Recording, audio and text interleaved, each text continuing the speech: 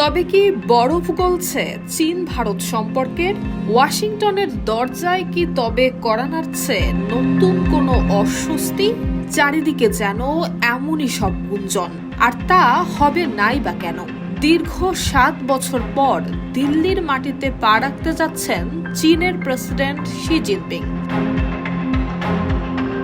আগামী ১২ এবং ১৩ সেপ্টেম্বর ভারতে অনুষ্ঠিত হবে ব্রিক্স সম্মেলন, আর সেই সম্মেলনকে সামনে রেখেই মুখোমুখি হচ্ছেন নরেন্দ্র মোদী এবং শি জিনপিং। শির সফরকে ঘিরে এরই মধ্যে শুরু হয়েছে জোর প্রস্তুতি।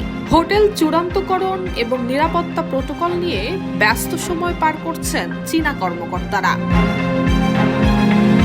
সবশেষ ২০১৯ সালে ভারতে এসেছিলেন শি। সেবারও ব্রিক্স সম্মেলনে ছিল সফরের উদ্দেশ্য। তখন প্রায় ২০০ কর্মকর্তার বহর নিয়ে দিল্লিতে আসেন তিনি। এবার সেই সংখ্যা বেড়ে দাঁড়িয়েছে ৪০০-তে। তবে ৭ বছরের এই ব্যবধানের গল্প শুধুই এবার কূটনৈতিক সফরের নয়।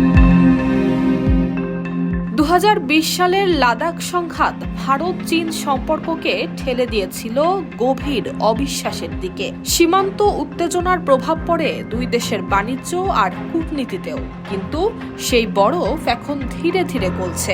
গত বছর দীর্ঘ ৭ বছর পর বেইজিং সফরে যান ভারতের প্রধানমন্ত্রী নরেন্দ্র মোদী। এরপর থেকেই দুই দেশের সম্পর্কে ফের যোগাযোগ এবং সমঝোতার নতুন পর্ব শুরু হয়। আর এবার দিল্লি যাচ্ছেন শি জিনপিং। ফলে প্রশ্ন উঠেছে, ভারত ও চীন কি কেবল সম্পর্কই স্বাভাবিক করছে, নাকি এশিয়ায় কোনো নতুন কৌশলগত সমীকরণ তৈরি হচ্ছে? আর যদি সেই সমীকরণে দিল্লি এবং বেইজিং কাছাকাছি আসে, তাহলে অস্বস্তিতে পড়তে পারে ওয়াশিংটনও। কারণ যুক্তরাষ্ট্রের এশিয়া কৌশলে একটি গুরুত্বপূর্ণ অংশীদার হচ্ছে ভারত। আর তাই শি জিনপিং এর ভারত সফর ঘিরে উঠছে নানান প্রশ্ন।